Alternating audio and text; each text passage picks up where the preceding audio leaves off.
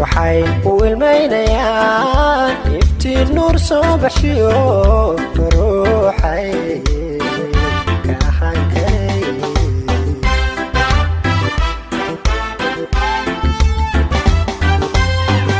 haddana waa amarle